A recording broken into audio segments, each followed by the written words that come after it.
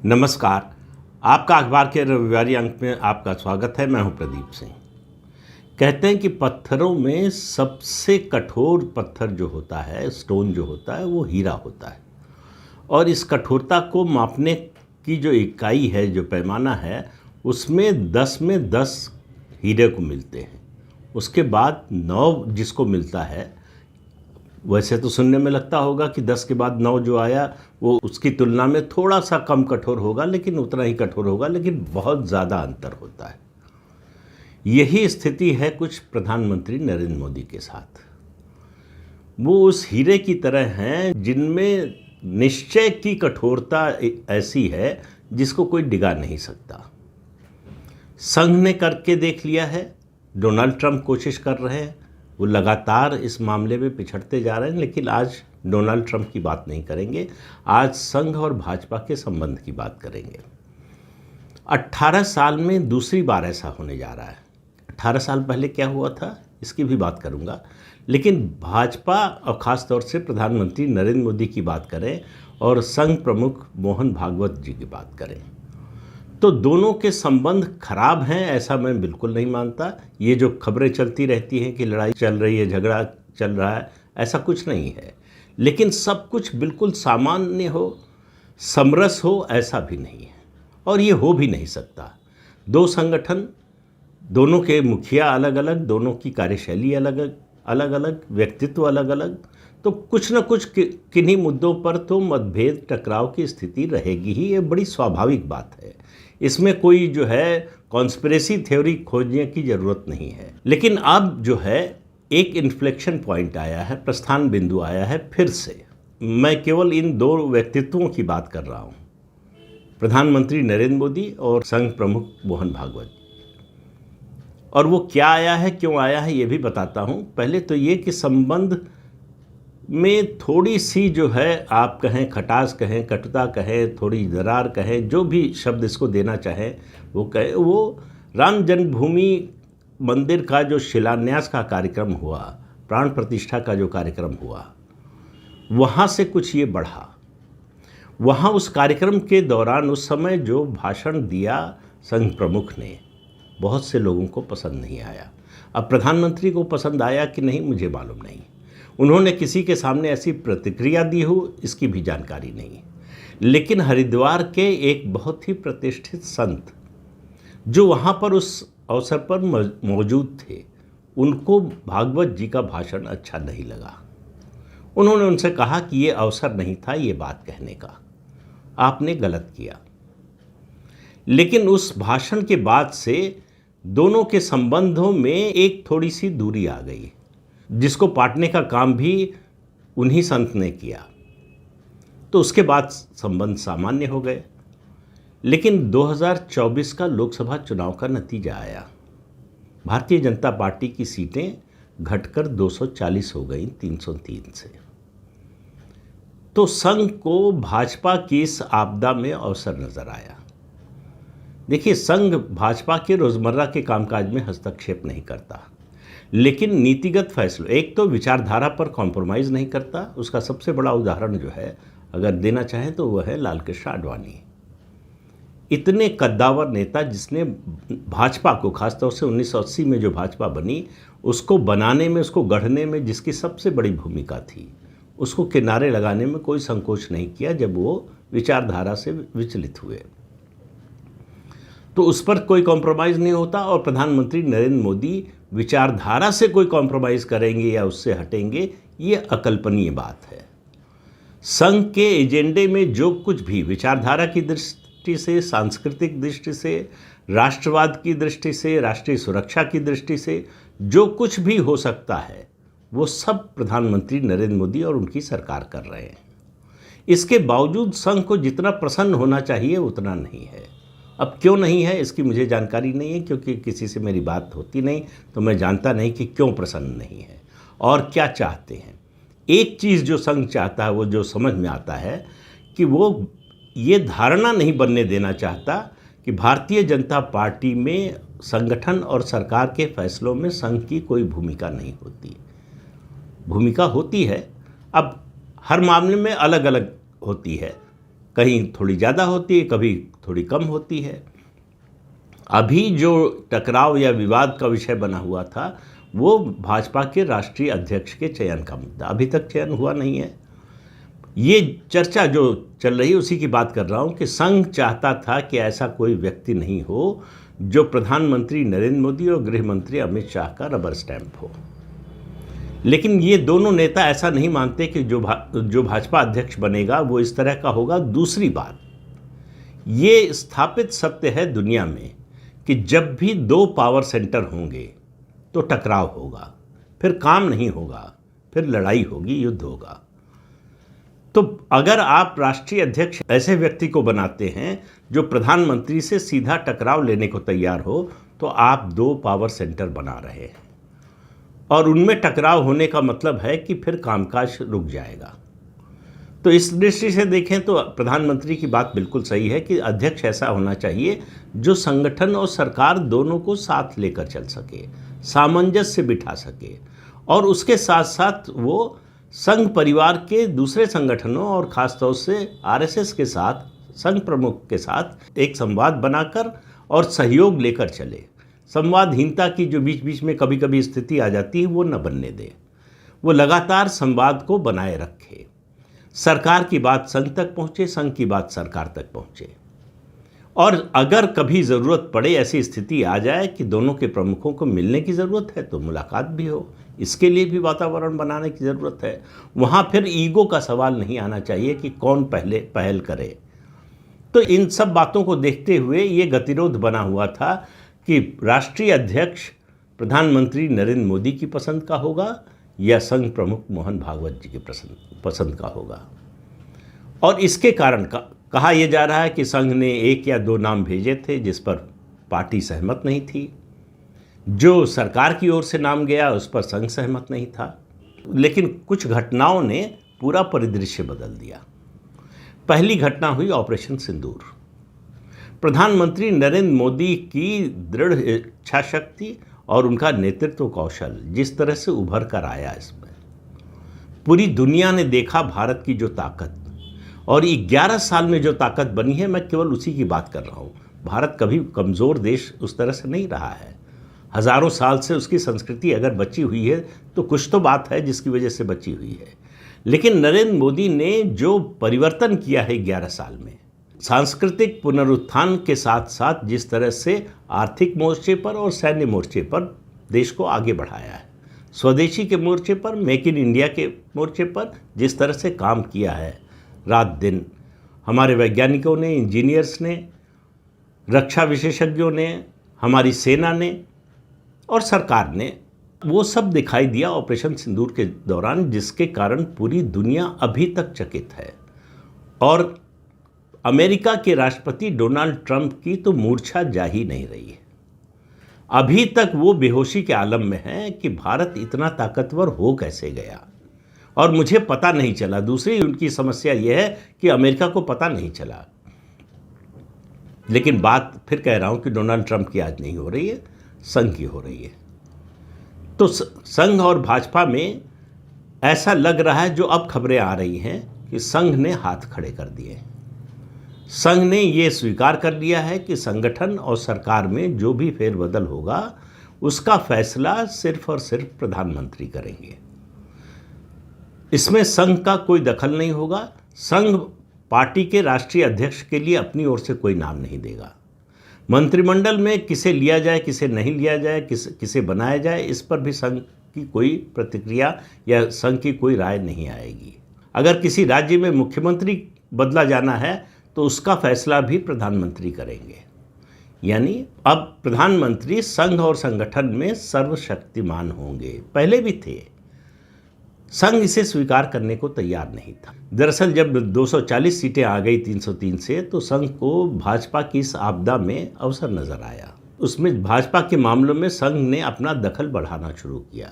संघ को लगा कि अब निर्देशित करने का समय आ गया है और हमारे निर्देश के मुताबिक चलेगा। उन्होंने ये मान लिया, जिन लोगों ने भी सलाह दी हो, जिन्होंने भी ये आकलन प्रस्तुत किया हो कि नरेंद्र मोदी कमज़ोर हो गए हैं, उनकी गलतफहमी बहुत जल्दी ही दूर हो गई कि 240 सीटों पर भी नरेंद्र मोदी उतने ही मजबूत हैं जितने 303 पर थे, बल्कि 240 पे और ज़्यादा मजबूत नज़र आ रहे हैं, और केवल देश के अंदर नहीं, देश के बाहर भी।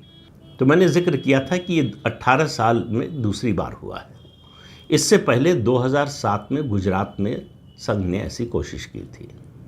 2007 के गुजरात विधानसभा के चुनाव में संघ में एक बड़ा धड़ा था जो नहीं चाहता था नरेंद्र मोदी जीते और फिर से मुख्यमंत्री बने। इसके लिए संघ के विभिन्न संगठनों को एक तरह का संदेश, मतलब कोई औपचारिक संदेश तो जाता नहीं है, कोई जो है गवर्नमेंट ऑर्डर तो पास होता नहीं है, संदेश दे दिया गया कि हराना है। और नरेंद्र मोदी ने फिर गुजरात का जो तूफानी दौरा किया, उससे पूरी परिस्थिति बदल गई। संघ को अपने कदम पीछे खींचने पड़े और फिर से दूसरा संदेश गया कि नहीं, हराने की कोशिश बिल्कुल नहीं करनी है, सरकार फिर से बननी चाहिए, नरेंद्र मोदी फिर से मुख्यमंत्री बनने चाहिए। अब ये दूसरी बार हुआ है नरेंद्र मोदी को कमज़ोर करने की। पहले एक समय शायद ऐसा भी था कि हटाना भी चाहते थे, तो प्रधानमंत्री ने, अब ये कोई पुष्ट खबर मैं नहीं बता रहा हूँ, ने ये संकेत दिया कि अगर हटाना चाहते हैं तो हटा लीजिए। तो इसमें सामान्य रूप से ये बात कही गई थी और उसके साथ साथ इसमें एक अंतर्निहित चेतावनी भी थी कि अगर साहस हो तो ऐसा कर लीजिए। अब दोनों अवसरों की तुलना कीजिए, वहाँ मुख्यमंत्री थे, यहाँ प्रधानमंत्री। तो एक बात मन में आती है कि वहाँ मुख्यमंत्री के नाते उनके पास शक्ति थी, यहाँ प्रधानमंत्री के नाते शक्ति है। अगर इस आधार पर आप नतीजा निकालेंगे इन दोनों घटनाओं का, तो आप गलत निष्कर्ष पर पहुंचेंगे। मुख्यमंत्री नरेंद्र मोदी और प्रधानमंत्री नरेंद्र मोदी सरकार की ताकत का इस्तेमाल कभी नहीं किया और सरकार की ताकत के बल पर अपने फैसले नहीं लिए। उनका जो निर्णय हुआ और उनके बारे में जो संघ के रवैये में परिवर्तन आया, वो उनकी सरकार की ताकत के कारण नहीं, उनकी लोकप्रियता के कारण। संघ को उस समय भी 2007 में भी पता चल गया और अब भी पता चल गया है कि मोदी की लोकप्रियता में कोई कमी नहीं आई है और मोदी की सबसे बड़ी ताकत है उनकी लोकप्रियता और लोगों का उन पर भरोसा। ये कोई संगठन, कोई संघ प्रमुख या कोई मंत्रिमंडल का साथी या कोई अध्यक्ष ऐसा बन जाए जो उनके मन का ना हो, वो सब कुछ नहीं कर सकते। केवल अवरोध पैदा कर सकते हैं, इरिटेंट बन सकते हैं, इससे ज़्यादा और कुछ नहीं कर सकते। तो नरेंद्र मोदी आज अगर 11 साल से प्रधानमंत्री बने हुए हैं तो वो किसी की कृपा से नहीं, सिर्फ एक वर्ग की कृपा से, और वो है इस देश का मतदाता, इस देश के लोग। उनका जो भरोसा है मोदी पर, वो बिल्कुल अडिग नज़र आता है। 11 साल बाद देश में कोई प्रधानमंत्री नहीं हुआ, जवाहरलाल नेहरू को भी जोड़ लीजिए, जो अपने कार्यकाल के 11वें साल में भी उतना ही या उससे ज़्यादा लोकप्रिय हो। सभी प्रधानमंत्रियों को शुरू से लेकर मोदी के बनने से पहले तक किसी का भी नाम ले लीजिए, 1.5 साल, 2 साल, ज़्यादा से ज़्यादा 3 साल प्रधानमंत्री का आभा मंडल गिरने लगता था, सरकार का आभा मंडल धीमा पड़ने लगता था। लेकिन प्रधानमंत्री नरेंद्र मोदी का आभा मंडल दिन पर दिन और ज्योतिर्मान होता जा रहा है और उनके आभा मंडल में कोई कमी, किसी तरह की कमजोरी दिखाई नहीं दे रही है। और वो जानते हैं कि उनकी सबसे बड़ी ताकत जन समर्थन ही है। ये प्रधानमंत्री का पद या उससे पहले मुख्यमंत्री का पद, इन सब के कारण उनकी ताकत नहीं है। अगर इससे ताकत होती तो कोई प्रधानमंत्री कमज़ोर होता ही नहीं, कोई प्रधानमंत्री हटता नहीं, कोई मुख्यमंत्री हटता नहीं। तो जो लोकप्रिय होगा, जिसको जन समर्थन प्राप्त होगा, उसे आप हटा तो सकते हैं। ये संगठन में ताकत होती है, खासतौर से जो कैडर बेस्ड पार्टियां होती है, खासतौर से भाजपा और दूसरी पार्टी जो है वो लेफ्ट पार्टीज थी, जो अब धीरे धीरे ख़त्म ही हो गई। लेकिन उसकी बड़ी कीमत चुकानी पड़ती है। उत्तर प्रदेश में कल्याण सिंह से ज़्यादा लोकप्रिय मुख्यमंत्री योगी जी के आने से पहले कोई नहीं था। कल्याण सिंह को भाजपा ने हटा तो दिया, संगठन की ताकत थी, लेकिन उसका खामियाजा क्या भुगता? 1991 में पूर्ण बहुमत मिला था बीजेपी को, उसके बाद 2017 में मिला। 26 26 साल लगे भाजपा को फिर से पूर्ण बहुमत पाने में। तो इससे आप अंदाज़ा लगा लीजिए कि अगर आप किसी लोकप्रिय नेता के साथ छेड़छाड़ करते हैं तो क्या होता है। शायद 2007 में संघ को ये याद था कि उत्तर प्रदेश में क्या हुआ था कल्याण सिंह को हटाने के बाद। गुजरात में उस समय मोदी को हटाने की बात उनके विरोधी चाहते हुए भी सोच नहीं सकते थे, और आज यही स्थिति केंद्र में उनके प्रधानमंत्री पद को लेकर है। और हटाने की बात तो बिल्कुल भूल जाइए कि कोई सोच भी सकता है, सोच सकता है तो वो केवल दिन में सपना देख रहा है, इसके अलावा कुछ नहीं है। तो ये तय हो गया है लगभग कि भाजपा के राष्ट्रीय अध्यक्ष के नाम का फैसला प्रधानमंत्री नरेंद्र मोदी की इच्छा से होगा। और दूसरा, मंत्रिमंडल में बड़े पैमाने पर फेरबदल होने वाला है। उसमें तो जाहिर है कि प्रधानमंत्री के अलावा और किसी की चलने वाली नहीं है। दो और चीज़ें हुई हैं। एक, प्रधानमंत्री को समझ में आ गया है कि उनका जो जन समर्थन है उसके रिन्यूअल का समय आ गया है, उसको और मजबूत करने का, री स्ट्रेंथनिंग जिसको कहते हैं वो करने का। तो अगर आने वाले कुछ समय में आपको प्रधानमंत्री दिल्ली की बजाय अलग अलग प्रदेशों में लोगों के बीच जाते हुए दिखे तो आश्चर्य मत कीजिएगा।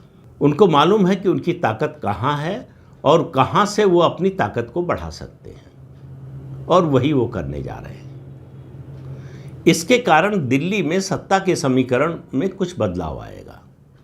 जिन लोगों को ये गलतफहमी थी, भाजपा के अंदर की बात कर रहा हूँ, बाहर तो कहीं कोई मुकाबला है ही नहीं, कि नरेंद्र मोदी को अगर हटा नहीं सकते तो कमज़ोर कर सकते हैं, थोड़ा डामाडोल कर सकते हैं, उन सबको बहुत बड़ा धक्का लगने वाला है आने वाले कुछ दिनों में। और आपको देखने को मिलेगा कि मंत्रिमंडल के अंदर शक्ति संतुलन में बदलाव आएगा।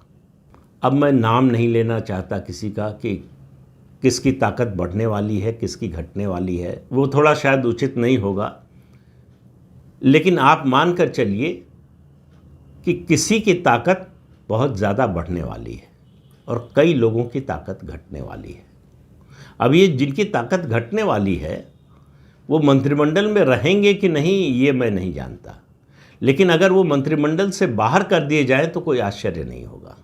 तो एक बड़े बदलाव के लिए संगठन और सरकार दोनों में बदलाव के लिए, और जो मैंने पिछले वीडियो में कहा था कि प्रधानमंत्री नरेंद्र मोदी का लक्ष्य अभी जो तात्कालिक लक्ष्य है राजनीतिक रूप से अगर देखें तो 2029 का लोकसभा चुनाव है, उसकी तैयारी उन्होंने शुरू कर दी है। बीच में राज्यों के चुनाव होते रहेंगे विधानसभा के, वो भी चुनौती के रूप में आएंगे। किसी भी एक राज्य में अगर भाजपा हार जाएगी, ख़ासतौर से जहां सत्ता में है वहां अगर कुछ गड़बड़ होगा तो उसके खिलाफ बड़ा माहौल बनाने की एक नैरेटिव बनाने की कोशिश होगी। लेकिन भाजपा ने जितनी जीत देखी है अपने राजनीतिक जीवन में, उससे ज़्यादा हार देखी है। तो हार से भाजपा, पहले जनसंघ और अब भाजपा, वो उनके नेता डिगते नहीं हैं, उनके नेता कमज़ोर नहीं होते। जब लोकसभा में सिर्फ 2 सीटें आई थी तब घर नहीं बैठ गया था कोई, तब हताश नहीं हो गया था कोई। किसी ने, आप याद कीजिए, भाजपा का कोई राष्ट्रीय या प्रदेश स्तर का कोई नेता 1984 में पार्टी छोड़कर नहीं गया कि अब तो पार्टी खत्म हो गई, सिर्फ 2 सीटें आई हैं। ये है विचारधारा के प्रति निष्ठा के कारण। अपनी वैचारिक निष्ठा पर जब इस तरह का दृढ़ विश्वास हो तो फिर डिगना मुश्किल होता है। लेकिन ऐसा नहीं कि भाजपा से छोड़कर लोग गए नहीं। जो सत्ता की आकांक्षा में आते हैं, तात्कालिक लाभ के लिए आते हैं, नहीं मिलता है तो छोड़कर चले जाते हैं, उनकी बात छोड़ दीजिए। उनके बारे में आप मान लीजिए कि वो वैचारिक रूप से कमिटेड नहीं थे। वो अपने एक तात्कालिक उद्देश्य के लिए आए थे, पूरा नहीं हुआ चले गए। तो भारतीय जनता पार्टी में आपको अगले कुछ दिनों के बाद राष्ट्रीय अध्यक्ष का चुनाव, केंद्रीय मंत्रिमंडल में फेरबदल जो भी होगा, और उपराष्ट्रपति का चुनाव, ये सारे फैसले प्रधानमंत्री नरेंद्र मोदी करेंगे। राष्ट्रीय स्वयंसेवक संघ इसमें कोई दखल नहीं देगा, कोई हस्तक्षेप नहीं करेगा। और उसने ये मान लिया है कि मोदी के रास्ते में वो संघ अड़ंगा डाल रहा है। ये डाल रहा हो या नहीं, मैं फैक्ट की तो बात ही नहीं कर रहा हूँ। ये अगर परसेप्शन भी बना, धारणा भी बनी लोगों के मन में, तो उससे न केवल भाजपा का, उसकी सरकार का, बल्कि राष्ट्रीय स्वयंसेवक संघ का भी नुकसान होगा। इस सामूहिक नुकसान को बचाने के लिए संघ ने अपने हाथ खड़े कर दिए कि संगठन और सरकार का फैसला पूरी तरह से प्रधानमंत्री पर छोड़ दिया गया है। क्योंकि देखिए, संसदीय जनतंत्र में नेता की ताकत आती है उसके वोट दिलाने की क्षमता से। भारतीय जनता पार्टी के पास इस समय मोदी से बड़ा वोट दिलाने वाला कोई नेता है नहीं। संघ के मन में, कुछ लोगों के मन में अगर आए भी, मोदी को लेकर कोई शंका मन में हो भी, दूर दूर तक उनके पास मोदी का विकल्प नहीं है। इसलिए मेरा मानना है कि संघ ने बहुत समझदारी का काम किया है। हरिद्वार के वो जो संत, प्रतिष्ठित संत हैं, जिन्होंने संघ प्रमुख और प्रधानमंत्री के बीच में एक तरह से पुल का काम किया, ऐसे लोगों की कमी नहीं है भाजपा संगठन, संघ और सरकार से बाहर। जो हितैषी हैं इस विचारधारा के, वो नहीं चाहते कि ये गाड़ी पटरी से उतरे, इसलिए उनके वश में जितना कुछ होगा वो करेंगे। तो ये दूसरी ताकत है भारतीय जनता पार्टी की, जो किसी और पार्टी के पास नहीं है। किसी और पार्टी के पास उसके संगठन या उसका जो राजनीतिक परिवार है, उसके दायरे से बाहर के लोग ऐसा समर्थन करने वाले नहीं है। जो है वो सब विघ्न संतोषी हैं। वो राजनीतिक विरोध की बजाय देश के विरोध तक चले जाते हैं। उसकी वजह से हालत ये होती है कि कांग्रेस पार्टी और उसका नेतृत्व पैर पर कुल्हाड़ी नहीं मारता। वो कुल्हाड़ी रख देते हैं ऐसे लोग जिस पर कांग्रेस के नेता कूदते हैं और लहूलुहान हो जाते हैं। वही चल रहा है कांग्रेस पार्टी में। भारतीय जनता पार्टी में इस तरह की नौबत नहीं है और ना आने की कोई संभावना है दूर दूर तक। तो आपको आने वाले कुछ दिनों में प्रधानमंत्री नरेंद्र मोदी एक नए रूप में दिखाई देंगे। वैसे ही उनका संसद में आपने देखा होगा जो भाषण था, उससे पहले के भाषण, जिस तरह का उनका आत्मविश्वास का स्तर है, वो बताता है कि ये व्यक्ति आत्मविश्वास से बिल्कुल लबालब है। इसको अपनी क्षमता को लेकर, अपने देश की क्षमता को लेकर, अपने संगठन, सरकार की क्षमता को लेकर कहीं रत्ती भर भी कोई संदेह नहीं है। और आत्मविश्वास से लबालब व्यक्ति जो है, वही बड़े और निर्णायक फैसले ले सकता है। और मोदी उसी स्थिति में है। आपको केवल देश के स्तर पर नहीं, अंतर्राष्ट्रीय स्तर पर मोदी बड़े फैसले लेते हुए दिखेंगे। ये डोनाल्ड ट्रंप का जो हवा बना हुआ है, इसको ख़त्म दुनिया का और कोई नेता नहीं कर पाएगा सिवाय मोदी के। और ये आप मान कर चलिए ख़त्म होगा और बहुत ज़्यादा समय नहीं लगेगा। डोनाल्ड ट्रंप पूरी ज़िंदगी इस बात का उनको पछतावा होगा कि उन्होंने मोदी से पंगा लिया। तो देश में कौन पंगा लेगा? तो मोदी की शक्ति लोकसभा में उनके सदस्यों की संख्या घटने से कम नहीं हुई है, बल्कि बढ़ गई है। इस बात को जो लोग स्वीकार कर लेंगे, उनके लिए जीवन आसान हो। जो स्वीकार नहीं कर पाएंगे, वो हमेशा परेशानी में रहेंगे। तो इस अंक में इतना ही। अगले अंक में फिर मिलेंगे किसी नए मुद्दे के साथ। तब तक के लिए अनुमति दीजिए। आपसे अनुरोध है कि चैनल देखिए, शेयर कीजिए, लाइक कीजिए और सब्सक्राइब जरूर कीजिए। नमस्कार।